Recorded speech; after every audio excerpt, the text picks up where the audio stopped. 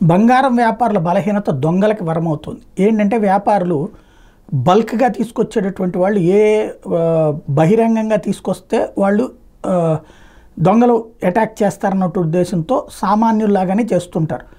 Two వీలర్ల మీద రవాణా చేసుకెళ్ళడం. ఎందుకంటే ఇప్పుడు బల్క్‌గా కిలోలు 100 కిలోలు ఉన్నటువంటిదైతే కంటైనర్‌లోనే తీసుకొస్తారు.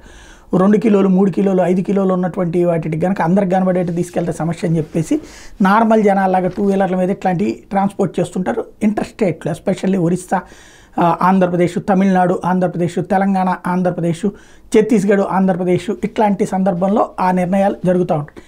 ఇప్పుడు దాన్నే పసిగట్టారు. అంటే ఇదే బంగారం వ్యాపారంలో ఇంతకుముందు ఇట్లాగా అలవాటైనటువంటి కొమ్ములు తిరిగిన వాళ్ళు ఎవరో వేరే అసాంఘిక శక్తులతో చేతులు కలిపారా, లేకపోతే వీళ్ళు అసాంఘిక శక్తులుగా మారారో తెలియదు. కానీ ఉత్తరాంధ్రలో వీళ్ళు తరచూ దాడులకు పాల్పడి వేధిస్తున్నటువంటి సందర్భం ఉంది. తాజాగా బంగారు వ్యాపారం మీద గుర్తు తెలియని వ్యక్తులు తుపాకీతో కాల్పులు జరిపిన ఘటన విజయనగరం జిల్లా గరివిడి మండలం అప్పన్న వలస కోడల దగ్గర జరిగింది.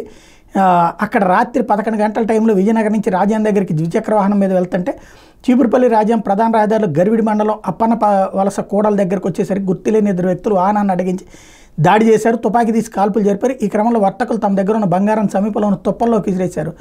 వాళ్ళ నుంచి ఏమీ దొరకపోవడంతో సెల్ ఫోన్లను లాక్కున్నారు. దుండగులు జరిపిన కాల్పుల్లో వర్తకుడికి బుల్లెట్ తగిలి ఎడమ చేతికి గాయమైంది. తనకి రాజ్యం కేర్ ఆసుపత్రిలో చికిత్స పొందుతున్నారు. మరోవైపున క్లూస్ టీము, డాగ్ స్క్వాడ్ పరిశీలించినాయి. స్థానిక పోలీసులు కేసు నమోదు చేసి దర్యాప్తు చేస్తున్నారు. ఈ నెల 7న కూడా ఇదే రోడ్లో గరివిడి మండలం కాపు శంఖం కోడల దగ్గర కూడా రాత్రి 12 గంటల సమయంలో చీపురుపల్లి వైపు వెళ్తున్న ఆటోని కొంతమంది వ్యక్తులు ఆపి దాడి చేశారు.